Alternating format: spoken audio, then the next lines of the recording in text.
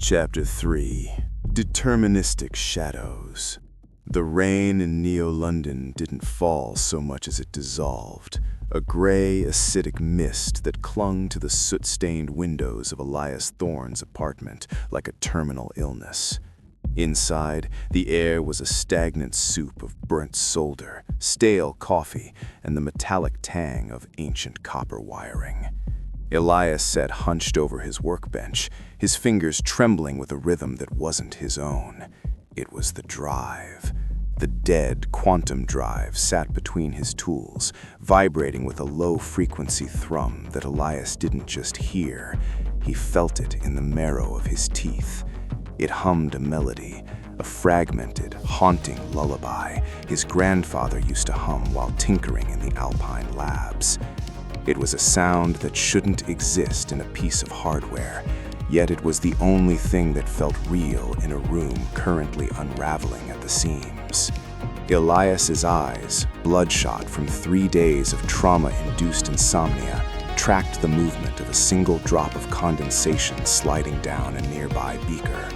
To anyone else, it was gravity. To Elias, it was a data point. He began the loop. If the drop accelerated by 0.2 millimeters per second, the structural integrity of the glass was compromised. If it veered left, the table was uneven by a fraction of a degree. He couldn't stop the math. He never could. It was his calculation loop, the paralyzing legacy of the void pulse accident. 10 years ago, his hesitation to accept a 99.9% success rate had cost his sister her life. Now, he wouldn't move until he found the 100%.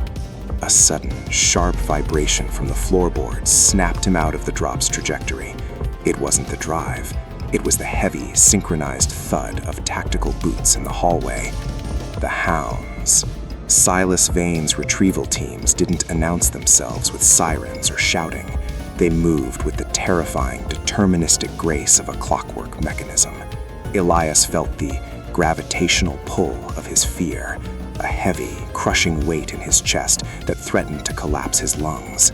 He reached for the drive, and the moment his skin made contact, the room fractured. A ghost echo, a localized temporal displacement, shimmered in the corner of his eye. For a heartbeat, he saw Clara. She was 10 years younger, her lab coat stained with blue ink, pointing toward the fire escape. The entropy tax hit him immediately. A sharp, copper-tasting migraine bloomed behind his eyes, and the smell of ozone filled the room, masking the scent of his own cold sweat. Not 100%, Elias whispered, his voice a dry rasp. The fire escape is rusted. 82% chance of collapse, 14% chance of a sniper on the opposite roof. Not enough. He closed his eyes, forcing his mind into the simulation space. He needed a path. Simulation 1, the window. He would smash the glass, leap to the neighboring ledge, and descend through the ventilation shaft. Calculation. The hounds have already deployed a drone swarm.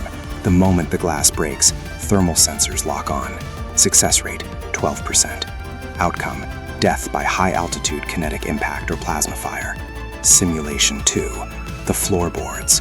He would pry up the loose planks under the workbench, drop into the crawl space, and navigate the building's decaying skeleton to the basement. Calculation. The hounds use seismic resonance imaging. They can hear his heartbeat through the wood. Success rate, 4%. Outcome, capture in a confined space with no secondary exit. Simulation 3, the front door. He would wait, use the drive's frequency to short-circuit the building's power grid, and slip past in the darkness. Calculation. Vane's hounds are equipped with Neuralink night vision and predictive AI that maps human panic responses. They expect the blackout. Success rate, 0.02%. Elias opened his eyes. The humming of the drive had reached a fever pitch, the melody now a frantic, jagged staccato. Outside, the low-frequency thrum of Vane Corp's cooling fans from the distant spire seemed to harmonize with the approaching boots, a symphony of absolute control. Silas Vane was out there, or at least his intent was. Vane, the man who viewed the world as a biological glitch that needed to be smoothed over with the cold iron of logic. "You're overthinking it, Elias," a voice whispered. It was his own voice, but layered with a harmonic resonance that wasn't human. He looked at the drive. It was glowing now, a faint neon blue pulse that synchronized with his heartbeat. He stood up, his legs feeling like leading pillars. He moved toward the door, then stopped. He saw another ghost echo, himself 3 seconds in the future, being tackled to the ground. Then another, himself 5 seconds in the future, with a bullet hole in his shoulder. The entropy tax was mounting. The room began to blur, the edges of reality fraying into static. He saw the failed timelines like translucid ribbons of smoke. There is no 100%, he realized, the thought hitting him with the force of a physical blow. The realization didn't bring relief. It brought a fresh wave of panic. His fatal flaw, the need for certainty, was the very cage Vane had built for him. Vane knew Elias wouldn't jump unless he was sure he would land, so Vane simply removed the landing. A red laser dot appeared on the center of his workbench, dancing across the scattered gears of the 1950s watch he had been failing to repair. It was a regulator watch, meant to keep perfect time. Now it was just a pile of scrap. Target acquired. A muffled, synthesized voice spoke from the other side of the door. No emotion, no hesitation, just the execution of a command. Elias backed away, clutching the drive to his chest. The metal was hot now, searing his palms, but he couldn't let go. It was the only thing connecting him to a reality that wasn't dictated by Vane's algorithms. The quantum weaving logic began to bleed into his thoughts. If he couldn't find a path that existed, he would have to intend one into being. But he didn't know how. He was just a man who fixed watches and calculated failures. "Clara, I'm sorry," he breathed, the grief of the void pulse accident rushing back, a gravitational singularity that threatened to swallow his resolve. He saw her ghost again, standing right in front of the door. She wasn't pointing anymore. She was just watching him, her eyes two voids of neon blue. The air in the hallway suddenly ionized. The smell of ozone became a roar. Elias recognized the signature, a thermal breach charge. Vane's hounds weren't going to kick the door down. They were going to erase it. He dove behind his heavy oak desk, a relic of his grandfather's study, just as the world turned white. There was no sound at first, only a pressure wave that flattened the lungs, and a heat so intense it turned the falling rain outside into a flash of steam. The front door didn't splinter. It vaporized. A gout of orange-white plasma blossomed into the room, turning the air into a shimmering veil of molten slag and ionized gas. The smell of scorched wood and melting plastic was instantaneous and overwhelming. Through the blinding glare, the silhouettes of the hounds appeared.